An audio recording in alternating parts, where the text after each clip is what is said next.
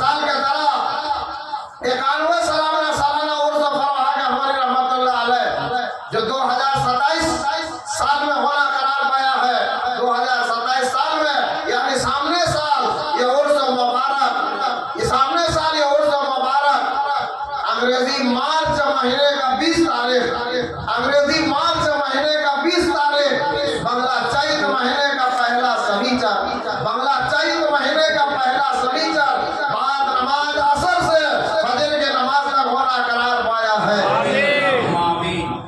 সামনে বছর এই বাৎসরিক উরুস 91তম বাৎসরিক উরুস সামনে বছর 2027 সালে বাংলা চৈত্র মাসের প্রথম শনিবার পড়া যায় ইংরেজি মার্চ মাসের 20 তারিখ, ইংরেজি মার্চ